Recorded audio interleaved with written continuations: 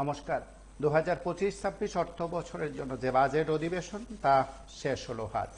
৭ দিনব্যাপী সেই বাজেট অধিবেশন চলেছে, অর্থাৎ এই সময়ের মধ্যে সর্বকালীন রেকর্ড সেটা বলা যায়, বা তার আগেও ১১ দিন, ৯ দিন বা ৮ দিন এমন অধিবেশন ছিল। কিন্তু বিজেপি ক্ষমতা আসার পর যে অধিবেশনের দিন কমতে ছিল তা নিয়ে অনেকে উদ্বেগ প্রকাশ করলেও এবারের বাজেট অধিবেশন সর্বমোট ৭ দিন ছিল। ৭ দিনে বেশ কিছু আলোচনা হয়েছে। অনেকেই বলতে পারেন যে এই আলোচনায় কোন কোন বিষয়গুলোর উপর গুরুত্ব দেওয়া হয়েছে। প্রথমত হচ্ছে আগামী ১ বছর রাজ্যকে কিভাবে উন্নয়নের দিক থেকে সেরা রাজ্য হিসাবে করতে চান ডাক্তার মানিক সাহা, তার পরিকল্পনা গ্রহণ করা হয়েছে। কিভাবে এই রাজ্যের বিভিন্ন দপ্তরের শূন্য পদগুলো পূরণ করা যায় সেই বিষয় নিয়েও তারা কথা বলছেন, সেই বিষয়গুলো উত্থাপন করেছেন। কি বলছেন বিরোধী বিধায়করা, কি বলছেন ট্রেজারি বেঞ্চ, এ নিয়ে অনেক দিন ধরে আলোচনা হয়েছে। আজ একটু ভিন্নভাবে আলোচনা করতে চাই আপনাদের প্রত্যেককে নিয়ে। প্রথমত হচ্ছে, আপনারা অনেকেই বলছেন যে রাজ্যের বেকারদের জন্য এই বাজেট অধিবেশন কি দিচ্ছে। অনেকেই দিনভর আলোচনা করার চেষ্টা করেছেন, নানা দিক থেকে এই বিষয় নিয়ে আলোকপাত করেছেন। আজ বাজেট অধিবেশনের ৭ম দিন, অর্থাৎ শেষ দিনে বলা যেতে পারে গোটা অধিবেশনে যে কয়েকটি বিষয় উত্থাপন করে অধিবেশনকে জনগণের সামনে তুলে ধরার জন্য প্রয়াস নিয়েছেন, তার মধ্যে আজ সুদীপ রায় বর্মন, কংগ্রেস বিধায়ক সুদীপ রায় বর্মন আজ উত্থাপন করেছেন। শূন্যপদ যেমন জানতে চেয়েছেন, ঠিক তেমনি এইগুলো পূরণ করার ক্ষেত্রে সরকারের ভাবনা, দৃষ্টিভঙ্গি, সরকারের ব্যাখ্যা তিনি চেয়েছেন। সেদিক থেকে অর্থমন্ত্রী তার মতন করে ব্যাখ্যা দিয়েছেন। এখন শূন্যপদ কত শূন্যপদে নিয়োগ হয়েছে, কিভাবে নিয়োগ হয়েছে ইত্যাদি নিয়ে তর্ক বিতর্ক ইত্যাদি থাকবে। আমরা অবশ্যই সুদীপ রায় বর্মন, রাজ্যের কংগ্রেস বিধায়ক, তার পাশাপাশি অর্থমন্ত্রী প্রণজিৎ সিংহ রায়ের বক্তব্য শুনবো। আপনাদের কাছে সেই বক্তব্য আমরা ইতিমধ্যে তুলে ধরেছি, আরও একবার তুলে ধরব। আমরা শুধু আপনাদের প্রত্যেকের কাছ থেকে বিষয়গুলো উত্থাপন করে জানার চেষ্টা করি বা আপনাদের সকলকে নিয়ে আলোচনা করার চেষ্টা করি। সেটা হলো এই যে এই সময়ের মধ্যে শূন্যপদে নিয়োগ নেই, সুদীপ রায় বর্মনের অভিযোগ কতটা যুক্তিযুক্ত, কতটা প্রাসঙ্গিক, সেই বিষয় নিয়ে আপনারা মতামত দেবেন। সরকার পক্ষে যে বক্তব্য ছিল, আজ যে বক্তব্য উপস্থাপন করেছেন অর্থমন্ত্রী, সেদিক থেকে সেই বক্তব্যকে আপনারা কতটা সমর্থন করেন, কতটা মানেন। তার সঙ্গে আপনারা যেন আমাদের সঙ্গে থাকেন, নিয়মিত শুনেন এই অনুষ্ঠান থেকে, সেদিক থেকে এই বাজেট কতটা প্রত্যাশা পূরণ করতে পারে এই রাজ্যের লাখ লাখ বেকারের। নমস্কার, কি বলছেন? লাইভে আছেন, কথা শোনা যাচ্ছে, বলুন। প্রচুর অফিসে স্টাফ নাকি আর একজন টিচার সব কাজ করে, স্যার শূন্যপদ খালি আছে স্যার, অসব শূন্যপদ খালি স্যার, চাকরি নাই, কিছু নাই। পুলিশে রাস্তাঘাটে ফাইন করে, মানুষের তো কর নিয়ে আলো, পুলিশ আনে আর সবাইকে আনে স্যার, সবাইকে সোয়াদ দেবে স্যার, লাগবে স্যার, পরীক্ষার স্যার সোয়াদ দেবেনি স্যার, ফাইন করে স্যার ১,০০০ টাকা ফাইন। মুখ্যমন্ত্রী স্যার দিয়ে না খুলার, মুখ্যমন্ত্রীকে কি কাজ করল মানে মুখ্যমন্ত্রী এমন তার অভাব স্যার। এইভাবে মানুষের তো রসিদ টাকা লেগেছে দপ্তরে। স্যার নমস্কার sir.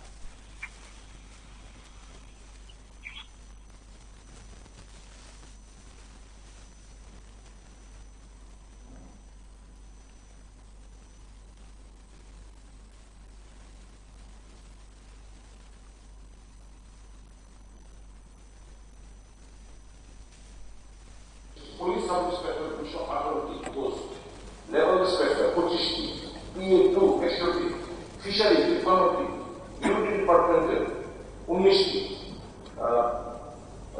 UDS 23 number development officer, 83 number of word secretary, revenue ডিপার্টমেন্টের ২৫৪টি, ফিনান্স ডিপার্টমেন্টের ১৮৫টি, ট্রান্সপোর্ট ডিপার্টমেন্টের ৮৮টি, MTS, ICTS ৩০টি।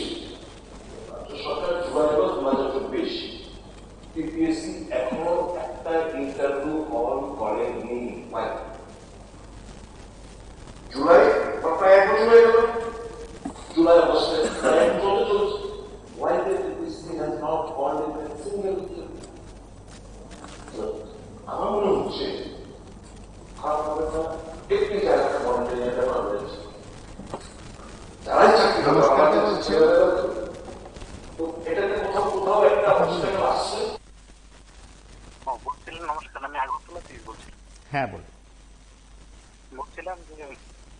ডিডব্লিউএস যে পাম অপারেটর রয়েছে, তো সরকার তাদেরকে নিয়ে এসে কি চিন্তা ভাবনা করেছে এবং তাদের পরিবারের জন্য কি চিন্তা ভাবনা করেছে? আজকে কি লাস্ট বিধানসভা ছিল, মানে আমি বলছিলাম কি যে তাদের তো মানে বিধায়করা তো বেতন বেড়ে গিয়েছে, মন্ত্রী মিনিস্টারের স্যালারিও বেড়ে গিয়েছে, কিন্তু পাম অপারেটরের তো বেতন এক টাকাও পারলো না। গরিব তো গরিবই রেখে গেল। ওটা নিয়ে কথা বলাচ্ছিল।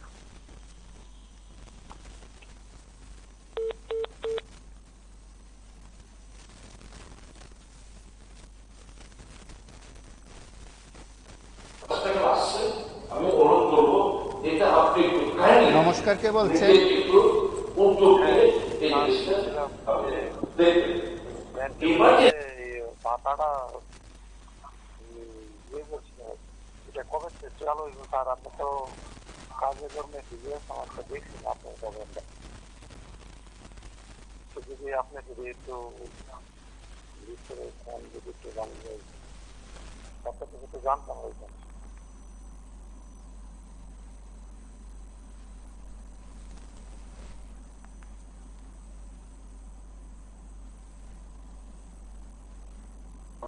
এবার যে অ্যাসেম্বলি এবং আরেকটা কথা বলুন।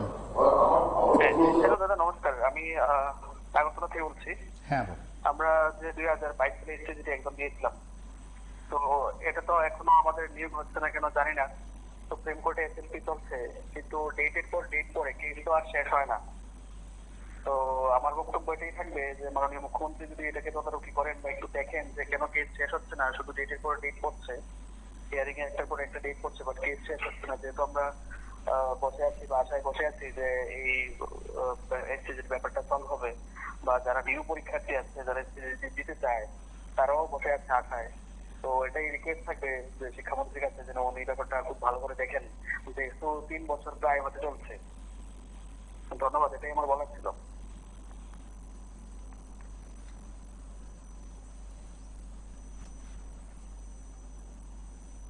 নমস্কার, কে বলছেন?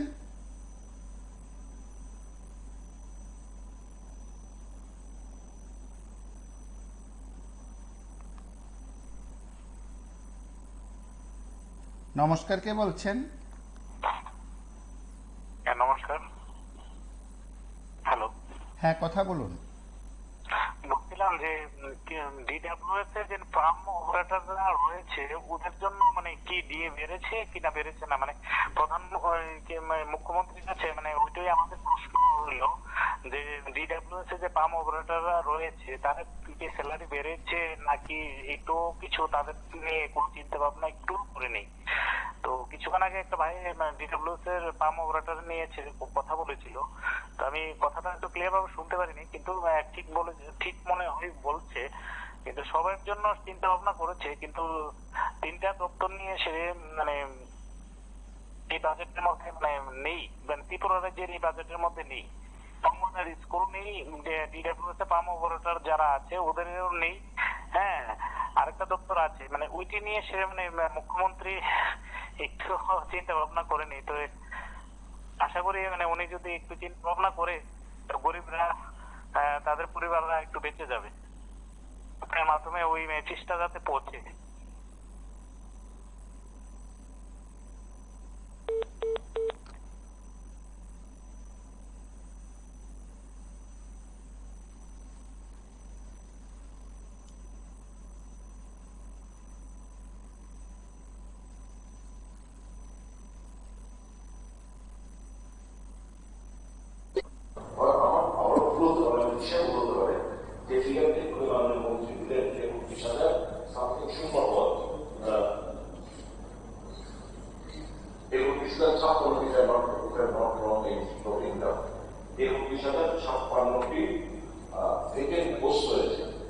আমি যে হিসাব করে বিদেশ বিশেষ করে এবারে সেশনে যে রিপ্লাইগুলো দিয়েছে এটা করে দেখলাম এখানে প্রায় 33,774টি 33,774টি আপনার এই অ্যাসেম্বলি এবারকার সেশনে যে রিপ্লাইগুলো দিয়েছেন যোগফল দিয়ে দাঁড়ায়। আমার এখন আমি ক্যালকুলেটর করেছি আমার ভুল ধরে দিক থেকে, বাট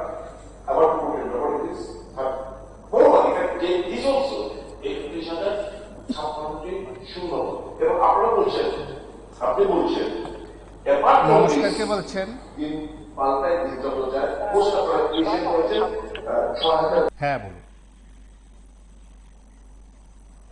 যেহেতু সরকারি কর্মচারীর জন্য দিয়ে দেওয়া হচ্ছে ভালো কথা, কিন্তু গ্রাম অঞ্চলের মানুষের রেগা নাই, কোনো কিছু কাজকর্ম নেই,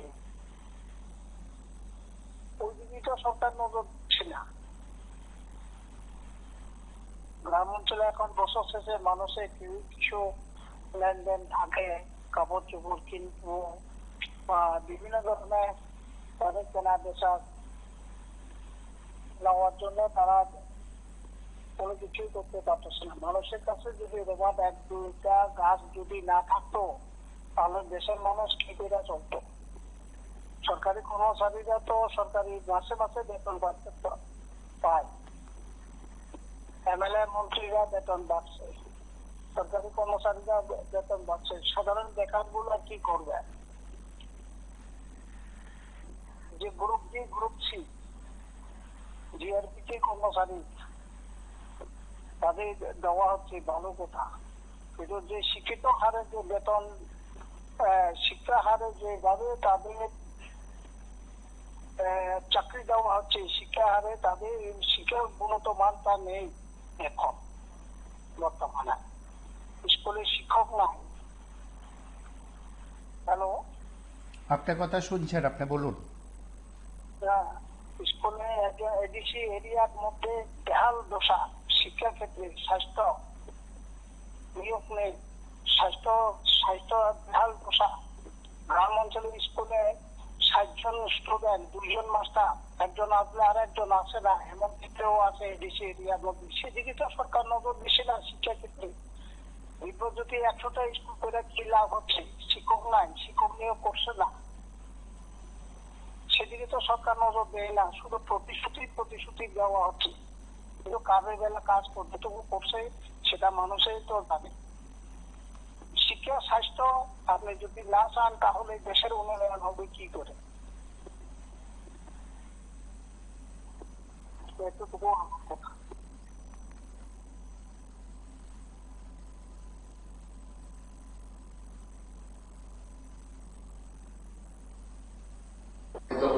পোস্ট আপনারা ক্রিয়েশন করেছেন ৬,০০০ ভর্তি, ৬,০০০ ভর্তি নতুন ভাবে পোস্ট ক্রিয়েট করেছেন।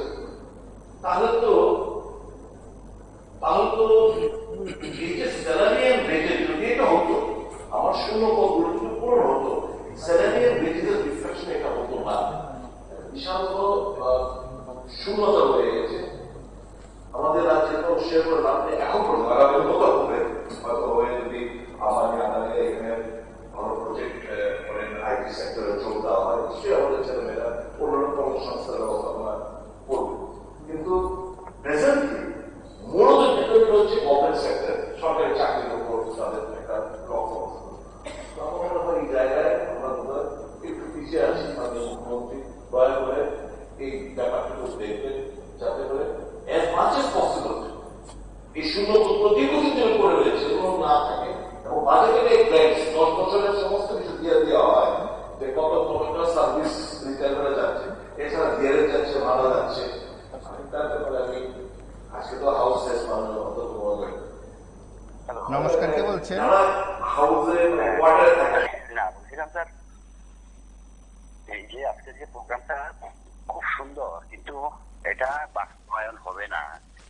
আমার নিজের মনের কথা এটা, হ্যাঁ, যে বাস্তবায়ন হবে না এই কারণ আজকে মাননীয় বিধায়ক সুদীপ রায় বর্মন, মাননীয় বিধায়ক গোপাল রায় মহোদয় যেসব কথাবার্তা, যেসব প্রশ্নগুলি করেছেন, সবগুলি কিন্তু বিবেচনার মধ্যে আছে। হ্যাঁ, তো সুতরাং এটা বিবেচনায় থাকবে। এটা বাস্তবতার রাস্তা পাবে কি পাবে না এটা আপনারাও দেখবেন বা আমরা দেখবো আপনাদের মাধ্যমে। তো সুতরাং এটা নিয়ে কোনো হাইলাইট করার প্রয়োজন আছে বলে আমি মনে করি না। কিছুই হবে না, এগুলো এই বলা ছিল আর কি স্যার, কিছুই হবে না।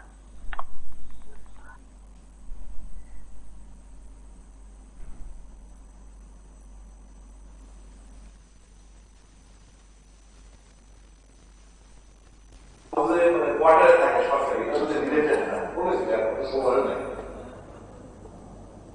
কেউ মারা গেলেন এই সার্ভিস 10 বছর বাকি আছে, সে ভাবছে পানি কম নেই, এদেরকে ঢুকিয়ে দিলেন, কোথায় যাবে কোথায়, এটা একটা বিবেচনা আমাদের টান। তাই ফিরে আসি, এই যে প্রায় আপনি এখানে বললেন 17,554 জনকে আপনারা নিয়েছেন,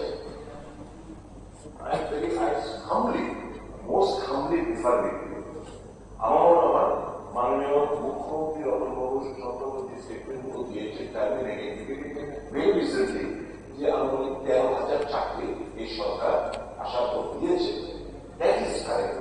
আপনি যদি এই ফিগারটা যদি বলেন, এর মধ্যে বলবেন আউটসোর্সিং হিসেবে 17,554 যদি ধরে রাখি, এর মধ্যে আউটসোর্সিং এর সংখ্যা এখন এরকম চাকরি দিয়েছে। আউটসোর্সিং বাকি এটা হচ্ছে রেগুলার স্কেলে যেগুলো।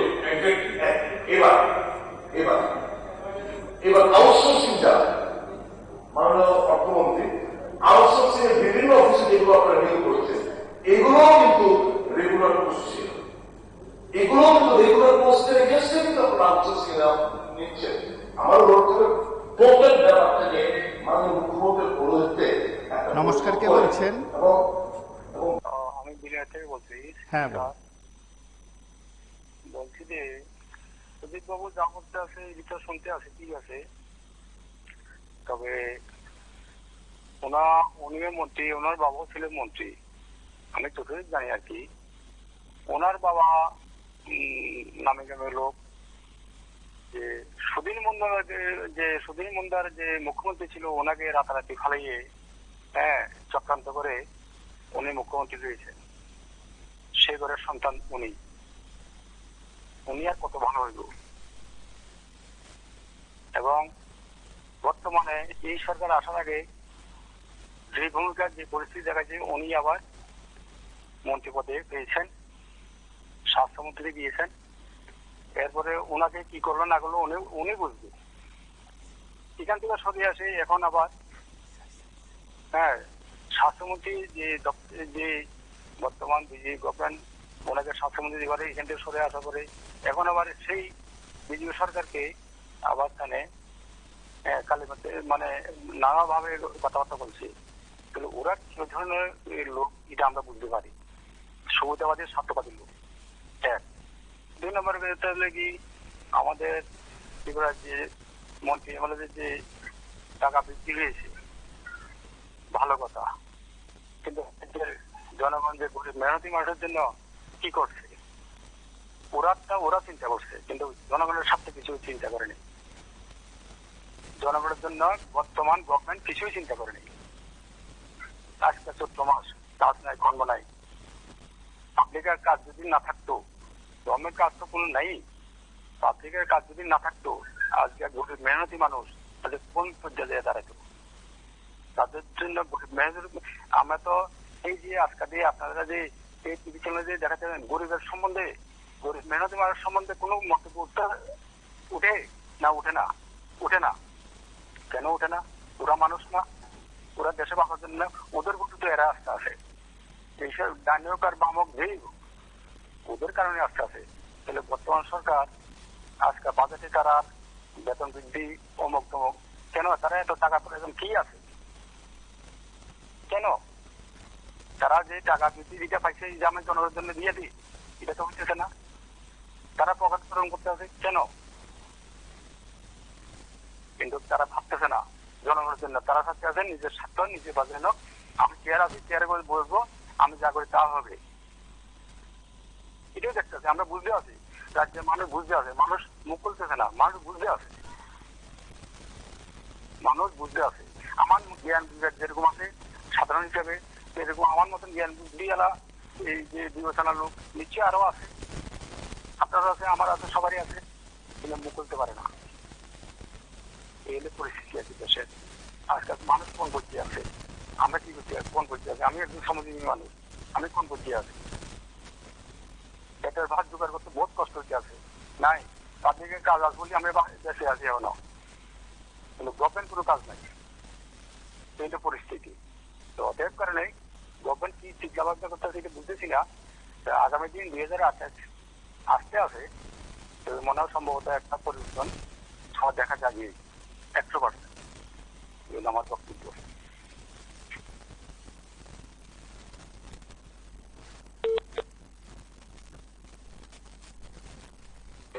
এবং বিভিন্ন ক্ষেত্রে এই টিপিসি পরীক্ষা দিতে গেলেও, এবং সেদিন একটা প্রস্তাব রেখেছিলাম ফর ফিডার পোস্টের ওয়ান এক্সাম, একটা এক্সাম করুন, সব স্টেটগুলো একটা এক্সাম করছে।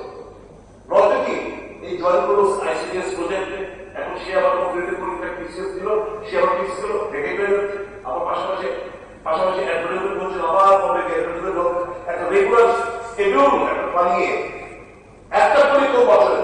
আমরা ৭২ সালে আমরা আমাদের রাজ্যের পূর্ণমর্যাদা পেয়েছি, ভাগ্যপাত্রে অনলি 18 নাম্বার। এবার পাশ হতে যেটা 18তম টিপিএসসি টিসিএস এর ব্যাচ আপনি পাশ করছেন। Why? I'm not blaming on this government. কে বলছেন? 72 পূর্ণাঙ্গ পাওয়ার পর বলছি শূন্যপদ থাকাকালীনও কিন্তু বেকারের নিয়োগ নেই, টিএমসির বেকারের আপনি কিন্তু সুচিত্রা ধর্ম কথা বলতে পারবে, কিন্তু আসলে এই সরকারের তো ভাবমূর্তি এবং তার একটা দিশা থাকার কথা, কিন্তু সেই দিশা তো নাই। কিন্তু আসলে এই সরকারটা হলো একটা জুমলা সরকার প্রথমে বলতো, কারণ 2018 সালের নির্বাচনের আগে তখন যে মন্ত্রী, আগে শিক্ষামন্ত্রী আইনমন্ত্রী ছিলেন, সের কাছে নথি বেকারের শূন্যপদ দাম কোনটা বলে 50,000, 23,000, 20,000, অভাব নাই শূন্যপদের। কিন্তু বামপন সরকার, মানিক সরকার বলছে 18,000 শূন্যপদ রয়েছে, কিন্তু তারা নিয়োগ করেনি। কিন্তু সরকার বলেছিল কিন্তু আমরা শূন্যপদ তো পূরণ করবো, কিন্তু বছরে 50,000 চাকরি আমরা দেবো। কিন্তু আসলে সরকার আসার পর থেকে কিন্তু এখন পর্যন্ত যে বেকারের সাথে যে প্রতারণা করে যাচ্ছে, কিন্তু প্রতিনিয়ত শুধু বেকারের সাথে নেই, সর্ব ক্ষেত্রে বেকারের সাথে পুলিশ বলুন, হ্যাচারিজ বলুন, সমস্ত ডিপার্টমেন্ট গুলা শূন্য হয়ে রয়েছে। কিন্তু এই সরকার যে নিয়োগ করব, সেই নিয়োগ করার মানসিকতাটা নেই। আমরা আগেও বলি সরকারের একটা বিষয় রাখতে হবে, নিয়োগ বেকারের একটা কর্মসংস্থানের ব্যবস্থা করতে হবে, টেবিলিটি আলোচনা করতে হবে। কিন্তু তারা তাদের বেকার সম্বন্ধে কোনো আলোচনা করবে না, শ্রমজীবী মানুষের সাথে কোনো আলোচনা করবে না। কিন্তু তাদের অ্যাডভার্টাইজ এবং তাদের মানে সাম্প্রদায়িক কথা তুলে দিয়ে একটা আরেকটা মুখ ঘুরিয়ে দেওয়ার চেষ্টা করে। কিন্তু আসলে এই সরকার সবসময় কিন্তু সাধারণ মানুষের সাথে প্রতারণা করে যাচ্ছে। কিন্তু আমরা আশা করি বিজেপি সরকার আরো 3 বছর রয়েছে, কিন্তু মানুষ 2023 সালে মানুষ তাদেরকে আবার পুনরায় ক্ষমতা দিয়েছে, কিন্তু 2028 সালে কিন্তু তাদের বৈতরণী হওয়ার ক্ষেত্রেও মুশকিল হয়ে দাঁড়াবে। কিন্তু মুশকিল না, বড় ভয়ের, কারণ এই রাজ্যে এখন পর্যন্ত ত্রিপুরার জনগণের সাথে, বেকারের সাথে, রেগা শ্রমিকের সাথে ওরা এখন পর্যন্ত কোনো কাজ করতে পারেনি। কারণ তাদের একটাই অ্যাডভার্টাইজ, সারা ত্রিপুরা রাজ্যের মধ্যে পিএমজি সরকার প্রধানমন্ত্রী আবাস যোজনা ঘর দিয়েছে। আর ঘরটা তো বন্ধু সব সময় দিয়ে বামপন থাকাকালীন কেন্দ্রে কংগ্রেস ছিল, দিয়েছে, বিজেপি সরকার অটল বিহারী ছিল তখনও ঘর দিয়েছে। কিন্তু এটা তো পরম্পরায় আস্তে আস্তে সারা ত্রিপুরা রাজ্যে, ভারতবর্ষের রাজ্যগুলোর মধ্যে ঘর আসতে দিতে আছে, তার সঙ্গে ঘুরেও দিয়ে আছে। কিন্তু এখন যে ঘরগুলা দিয়েছে সেটা তো আর এই রাজ্যের বিজেপি সরকারের ঘর না, কারণ একটা সরকারের স্কিম যে কোনো সরকার থাকবে এই ঘরটি ত্রিপুরা রাজ্যে আসবে এবং অন্য রাজ্যগুলো যাবে, কিন্তু তাদের অ্যাডভাইস শুধু ঘর। আর এখন পর্যন্ত কোনোটাই নাই বেকারের যে বালিকা যোজনা যে ভাতাগুলা, কিন্তু যাদের বিপিএল মুক্ত পরিবার রয়েছে তাদের কন্যা সন্তান জন্মগ্রহণ করলো, কিন্তু এখন পর্যন্ত একটা ভাতা দিতে 20 বছর হয়ে গেল। 49,000 ভাতা কাটার পরে সমস্ত পঞ্চায়েত গুলার মধ্যে দিয়েছিল, আমরা খবর পেয়েছি 22-23 টাকা দিয়েছে, এখন পর্যন্ত একটা ভাতা দিতে পারেনি।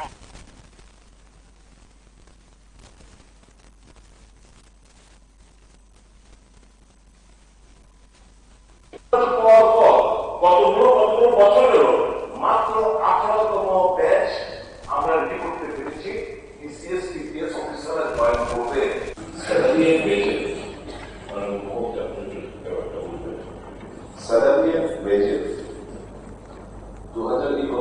নমস্কার, কে বলছেন? হ্যাঁ বলুন, টিভি সাউন্ড বন্ধ করে কথা বলুন। হ্যালো, কথা বলুন। হ্যাঁ, এটা তো আপনার জুমলা রাজনৈতিক, সবকিছু জুমলা রাজনৈতিক চলে, এটা তো ঠিক না। কিন্তু আপনার 2018 সালে যে প্রতিশ্রুতি দিয়েছিল বর্তমান সরকার, একটাও তো বাস্তবায়িত হয়নি, একটাও হয়নি। তো এইভাবে তো চলতে পারে না। না, আজকে শোষণ বঞ্চনা, আজকে সরকার দিয়ে আইছে, সরকার দিয়ে ক্ষমতায় এসেছে 18 সালে, তার ভোটে আইছে, কংগ্রেসীদের ভোটে আইছে ক্ষমতায়। তাদের কোনো মূল্যায়ন নেই, তাদের কোনো মূল্যায়ন নেই। অর্থনৈতিক অবস্থা মানুষের যে দুর্বল, আজকে মানুষ বেশি হারা, এমন একটা পরিবেশে তৈরি হয়েছে। তো এখন আমার প্রশ্ন হয়েছে, আমার অনুরোধ থাকবো এই সরকারের কাছে, এই আগামী দিনে যেমন মানুষ উপকৃত হয়, উন্নয়নের পথে যখন মানুষ চলতে পারে, তার একটা দিশা দেওয়ার জন্য। আর উহুল উহুল করে বাড়ছে বেকারত্ব, বেকার একটা কর্মসংস্থান করার জন্য। এটি আমি সরকারের কাছে অনুরোধ রাখতেন চাই। ধন্যবাদ।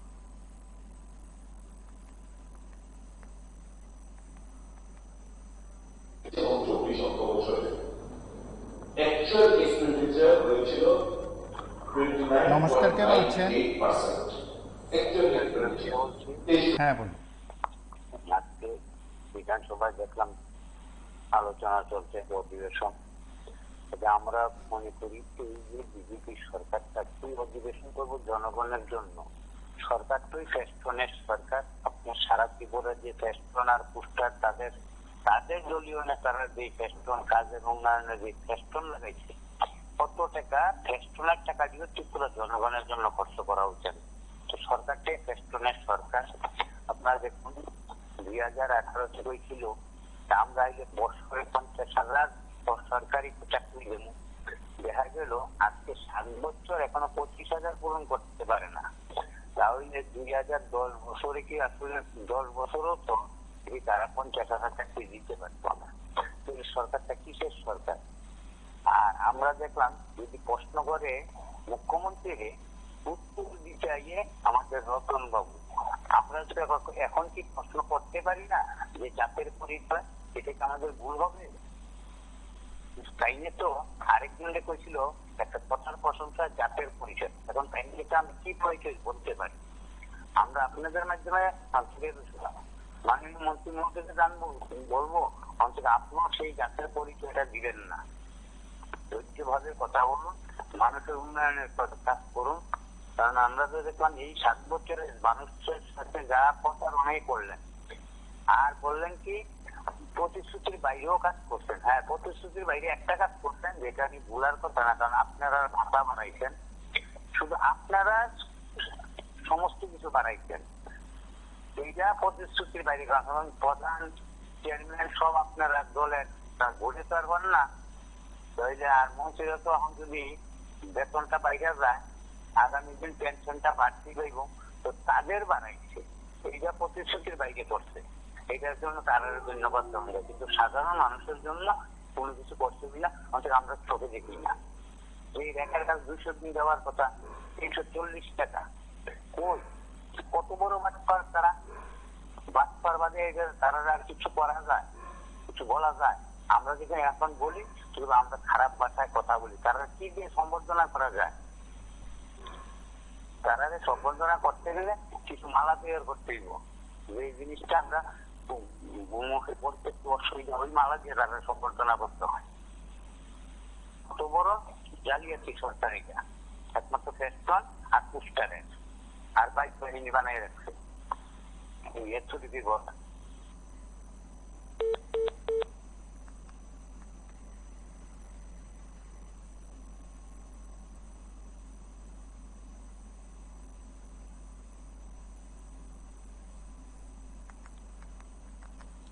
নমস্কার, কে বলছেন? কথা বলুন। হ্যালো, লাইভে আছেন?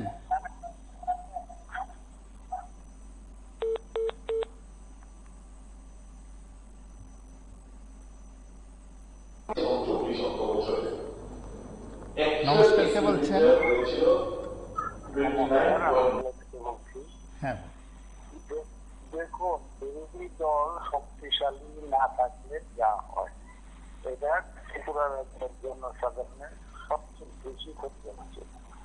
কারণ আইন আছে, এখানে আরটিআই দিয়ে বিরোধী দলনেতা যদি দরখাস্ত করেন যে কোন দপ্তরে কত পোস্ট আছে খালি বা কত কতজন পেনশনে গেছে, চাইলে সবকিছু জানতে পারে। কারণ এখানে পোস্ট আছে বলতে কি বোঝায় জানেন? 6 মাস অন্তর অর্থ দপ্তর অনুমোদন নিয়ে যদি ফাইলটা রেডি রাখে তাইলে পোস্টগুলি থাকে। আর 6 মাসের মধ্যে যদি এই ফাইলটা অনুমোদন না নেয় তাইলে অ্যাবলিশড হয়ে যায়।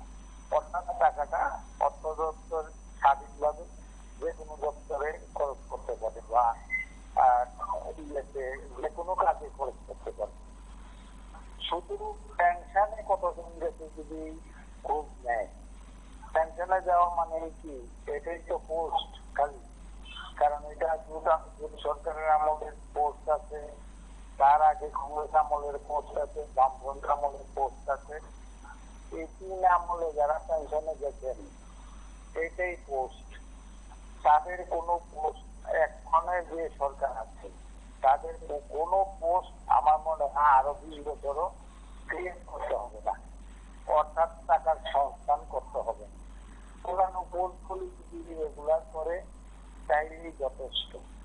ওদের আন্তরিকতা নেই আর যে বেকাররা আরো চাকরি পান। কলেজে আপনার পেপারে দেখলাম 16টা কলেজে প্রিন্সিপাল নেই। এই শিক্ষার হাল। আর স্কুলের কথা তো বলে লাভ নেই। কাজেই বিরোধী দলের কিন্তু এখন সম্পূর্ণ দায়িত্ব, এরা পরিশ্রম করতে হবে, পোস্টগুলি বাই করে জনসাধারণের সামনে আনতে হবে। এটাই আমার বক্তব্য। নমস্কার।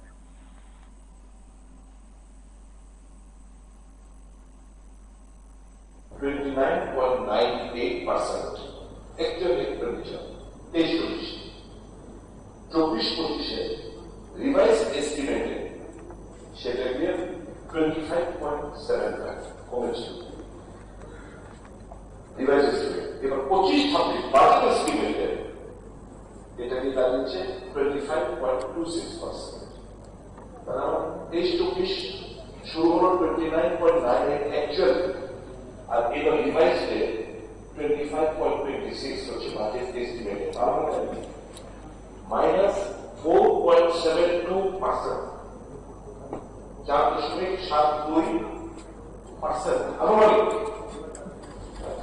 700 কোটি টাকার মতো খরচ কমছে স্যালারি বেজে। একটি ক্রুজ যে শূন্য পদ থাকার সাথে এগুলো পূরণ হচ্ছে না। আপনারা শুনলেন সুদীপ রায় বর্মন নিজেই বলছেন যে শূন্যপদ থাকা সত্ত্বেও শূন্যপদ পূরণ করা হচ্ছে না, অর্থাৎ সরাসরি তিনি সরকারের দিকে আঙ্গুল তুলেছেন। নমস্কার, কে বলছেন? হ্যালো, লাইভে আছেন? হ্যাঁ, আমি সাধারণ মানুষই বলছি, আগরতলা থেকে বলছি। বলুন। বেকার ইস্যুতে শুনতে পাচ্ছেন তো? শোনা যাচ্ছে, প্রত্যেকে আপনার বক্তব্য শুনছেন। আচ্ছা, বেকার ইস্যুতে যে টিএমসি কথা কি ত্রিপুরা মেডিকেল কলেজের কথা বলা হচ্ছে? অবশ্যই। আচ্ছা, তো ত্রিপুরা মেডিকেল কলেজটা অ্যাকচুয়ালি এখানে অনেক কর্মচারী অনেক কাজের সন্ধানে অনেক কাজকর্ম করেন, অনেক নার্স, প্যারামেডিকেল ওয়ার্কার যারা আছে, ডক্টর অনেক।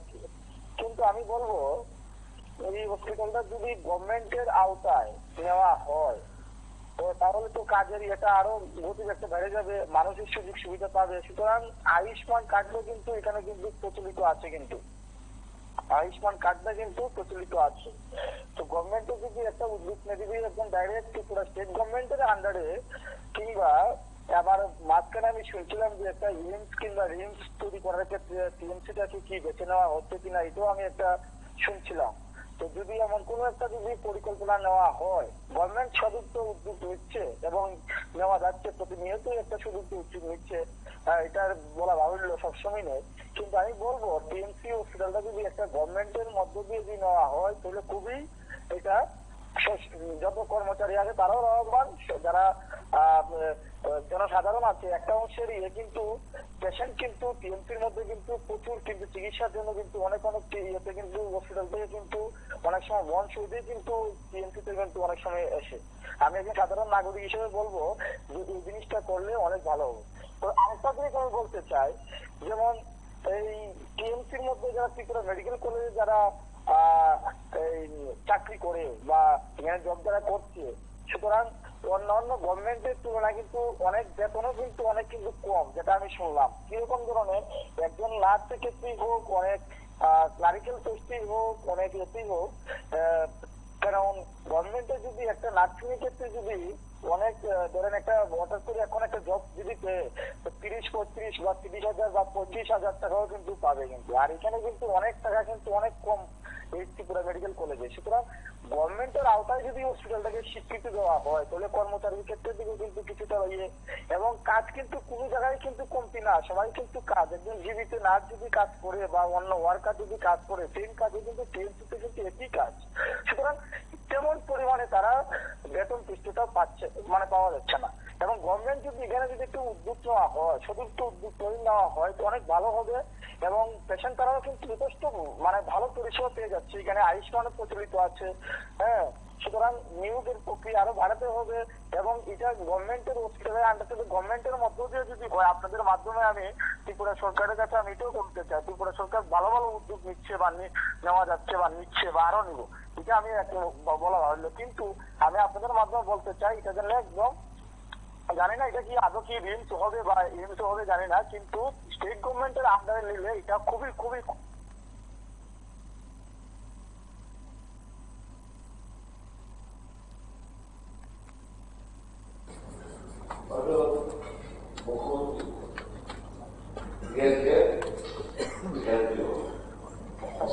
নমস্কার, কে বলছেন? Hello sir. লাইভে আছেন, কথা শোনা যাচ্ছে। হ্যাঁ স্যার,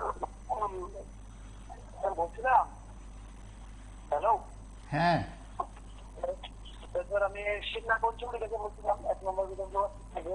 কথা বলুন। হ্যালো, লাইভে আছেন, কথা বলুন। হ্যাঁ স্যার বলছি, আমি 1 নম্বর সিট থেকে বলছি, শিবনাথ পঞ্চমী থেকে। ওটা বলছিলাম সবকিছু ঠিক আছে, তবে ওটার মধ্যে যে অঙ্গনারী সাবজেক্টটা ওদের বেতন বা তাদের যে স্যালারিটা তা নিয়ে কোনো কথাবার্তা হচ্ছে না, তা নিয়ে কোনো কথাবার্তা হতেও করতে ভালো ছিল।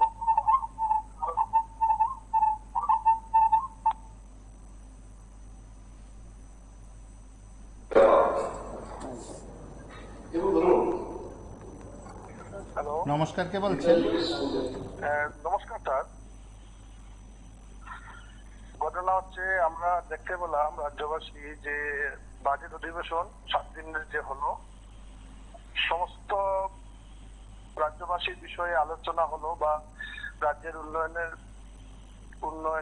উন্নয়ন কি হচ্ছে না হচ্ছে সেটা নিয়ে আলোচনা হলো, বা আগামী দিনে কি হবে সেটার পরিকাঠামো তৈরি করা হলো।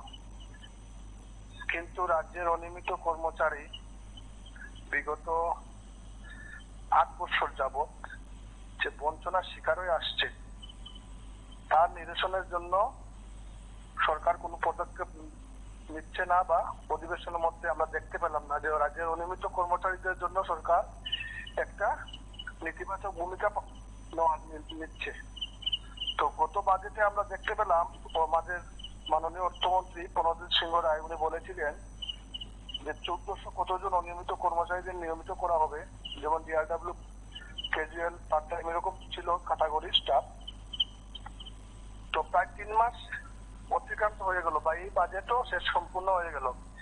ওই 1400 এবার যে অনিয়মিত কর্মচারীদের নিয়মিতকরণের যে প্রতিশ্রুতি দেওয়া হয়েছিল গত বিধানসভা অধিবেশনে, এই বিধানসভা না এর আগের বিধানসভা অধিবেশনে, তো তখন পর্যন্ত সেটা প্রতিপালন হলো না, বা কারা কারা নিয়মিত ক্যাটাগরিতে পড়ছেন। বিগত দিনে আমরা দেখেছি, যখন অর্থমন্ত্রী মাননীয় জিষ্ণুদেব বর্মা ছিলেন, উনি বলেছিলেন যে অনিয়মিত কর্মচারীদের প্রসেসিং চলছে, বা ওনাদের কাগজপত্র কি আসল বিষয়গুলা দেখা হচ্ছে, ওদের কাগজ ঠিক আছে নি বা কি দেখুন, মানে সবগুলা আইডেন্টিফাই করা হচ্ছে। কিন্তু গত অর্থমন্ত্রীর উনি 5 বছর কাটালেন, বর্তমান অর্থমন্ত্রী বলছেন, কিন্তু বাস্তবে আমাদের অনিয়মিত কর্মচারীদের কপালে কি আছে আমরা নিজেই জানি না। আস্তে আস্তে রাজ্যের অনিয়মিত কর্মচারী খালি হাতে ঘরে যাচ্ছেন, কেউ অসুখ বিসুখে মারা যাচ্ছেন, সামান্য অল্প বেতনে সংসার চলে না। সংসার বর্তমানে যে দ্রব্যমূল্য বৃদ্ধি, আমাদের এটাই দাবি থাকবে আপনাদের মাধ্যমে যে রাজ্যের অনিয়মিত কর্মচারীদের যেন একটা কিছু ব্যবস্থা সরকার করে, যেটা বিগত সরকারের আমলে ছিল 10 বছর ধরে রেগুলার, সেটা যে বন্ধ করে রাখা হয়েছে সেটা আবার আমরা সরকারের কাছে বিনম্রভাবে অনুরোধ যে সেটা আবার চালু করার জন্য। এই রাজ্যের অনিয়মিত কর্মচারী ভবিষ্যৎ অন্ধকারের দিকে চলে যাচ্ছে, অনেক খালি হাতে চলে গেছে, অনেক মারা গেছে। আমরা যারা রয়েছি আমরা যাতে এই সরকারের যে উন্নয়নমূলকের মধ্যে যাতে আমাদেরও ঢুকানো হয়, আওতাতে আনা হয়, যে ওই সরকারের উন্নয়নমূলকের মধ্যে আমরাও আছি, এই কথা বলার ছিল। এবং টিভি24 কে অসংখ্য ধন্যবাদ। আমাদের কথাটুকু স্যার আপনি সরকারের গোচরে নেবেন তা আশা রাখি। নমস্কার। নমস্কার, কে বলছেন?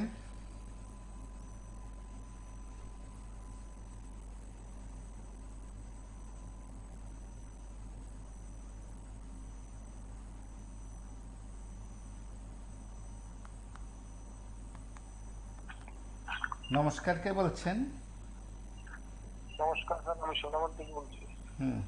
বলুন।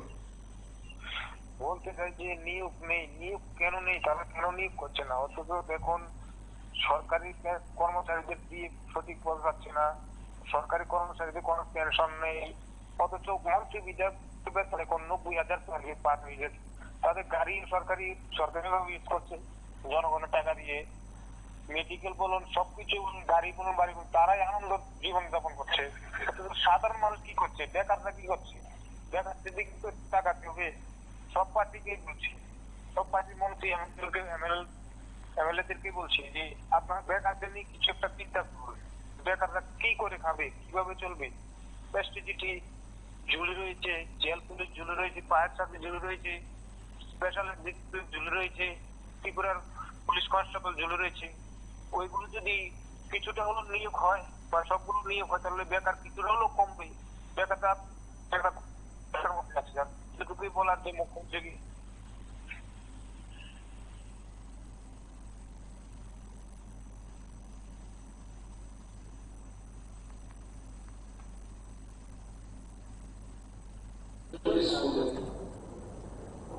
আমাকে অনুরোধ করবেন তার আপনারা যে গাইডলাইন তৈরি করেছেন সেই গাইডলাইন গুলো ফলো করার জন্য।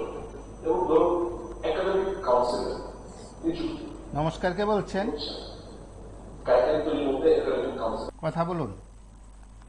হ্যাঁ, বিজেপির পুরো জুমলা এটা একটা জুমলা পার্টি।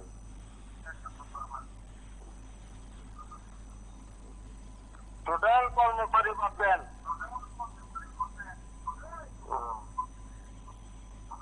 সাধারণ মানুষ 340 টাকা,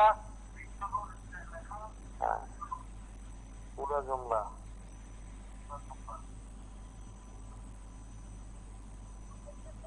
বুঝছেন?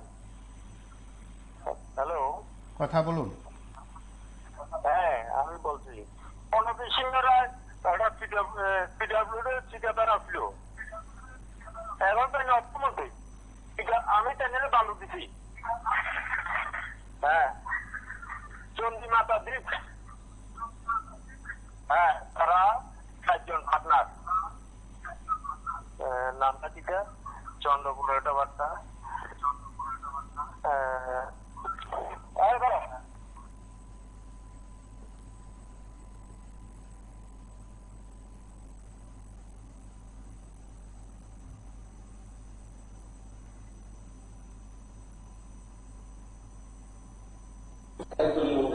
কাউন্সিলর প্রভিশন রয়েছে এবার বিদ্যাজ্যোতি প্রকল্পে আমাদের রাজ্যে বাদ দিয়ে বাকি সমস্ত সিবিএসই স্কুলগুলো রয়েছে তাদের ওখানে সিট ক্যাটও প্রযোজ্য।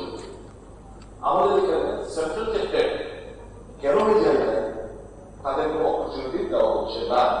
টেকনিক আমাদের রাজ্যে টেকনিক সিটেকই দেখতে মাস, আর অন্যান্য সেক্টর সিটের ছাড়া অন্য টেটের তারা আসতে পারে না।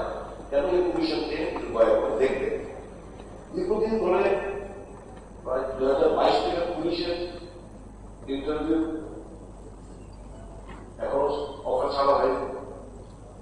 স্পেশাল ইনস্টিটিউট, অফার নেই জেলের, ফায়ার সার্ভিসের কোনো ধরনের এখনো শেষ হয়নি।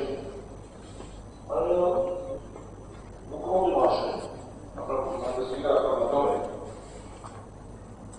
সেপ্টেম্বর 2024 100 কোর্স তহসিলদার রেভিনিউ ডিপার্টমেন্ট থেকে বলা হয়েছে নেওয়া হবে। 100 কোর্স আমিনদার রেভিনিউ ডিপার্টমেন্ট বলা হয়েছে। 104টি post of auditor finance department, panchayat executive officer 583 140 post of forester forest department, post of Krishna post of cooperative department. এটা বলতে গিয়ে মাননীয় মন্ত্রী বলেছিলেন যে এটা কে পরীক্ষা দেবে, এটা কি যে বোর্ডগুলো রয়েছে টিপিএসসি। নমস্কার, কে বলছেন? সরি, জিআরবিটি আগরতলা থেকে বলছি। হ্যাঁ, দেখুন, সরকার যাই কিছু বলুক, এই যে ভারতবর্ষের যে সরকার, এই সরকারটা কোনোদিন রাষ্ট্রের জনতার মঙ্গল করতে পারবে। কারণ শাসকটা আজকে শোষণ করে না, এরা 3000-4000 বছর যাবৎ এই ভারতবর্ষে শোষণ করতে পারে। খুব চালাকিতে ধর্মের নামে মানুষের ব্যক্তি মানে স্কুল ব্যবসা। আপনি দেখেন ত্রিপুরাতে কয়দিন কমুয়া সমস্ত ব্যবসাগুলি তো তারা নিয়ে যাবে। দেখেন আপনি দেখেন আশ্চর্য বিষয়, ত্রিপুরা রাজ্যে যখন সিপিএম ছিল তখন আমি সিপিএম ভালো করছে এই কথা বলতে না, মানুষ কিন্তু কাম কাজ করে লাগছে, ইচ্ছা করুক, পূজালি কাজ করুক, বিভিন্ন চিট ফান্ডে মানুষ প্রচুর টাকা জমাইতে পারছে মাসে মাসে।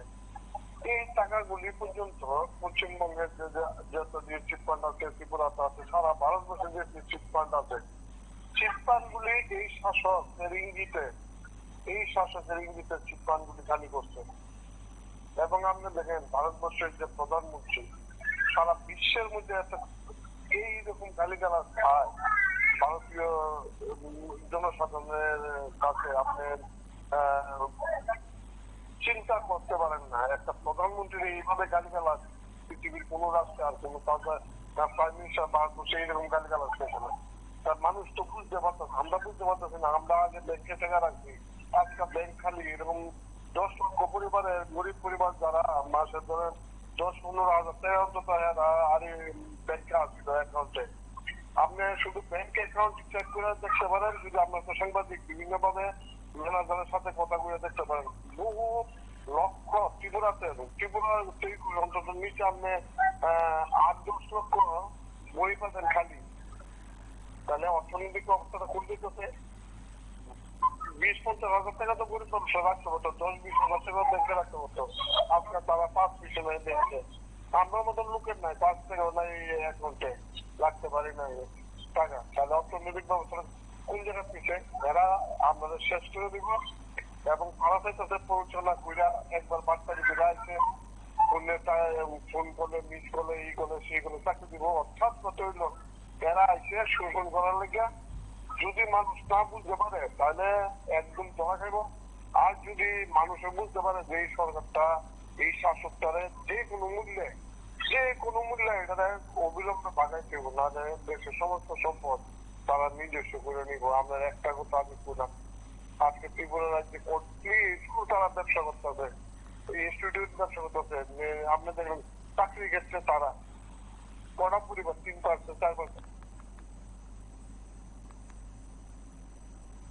হয়তো সেদিক থেকে এইবারের বাজেট অধিবেশন নিয়ে প্রত্যেকের প্রত্যাশা থাকবে, কতটা প্রত্যাশা পূরণ করতে পারে আগামী 1 বছর সেটা সব দিকে নজর থাকবে, প্রত্যেকেরই নজর থাকবে। সচেতন নাগরিকরা নজর রাখবেন। সর্বোপরি শূন্যপদ পূরণে সরকারের কি ভূমিকা থাকবে? লাখ লাখ বেকারের জন্য কি নতুন কোনো দিশা দেখাবে সরকার? সবকিছুই আজ প্রশ্ন উত্তর সরকারের কাছে। সরকার তা বাস্তবায়ন করলে আপনাদের কাছে আমরা প্রত্যেকে তুলে ধরতে পারবো। আজ এই পর্যন্তই। নমস্কার, শুভরাত্রি।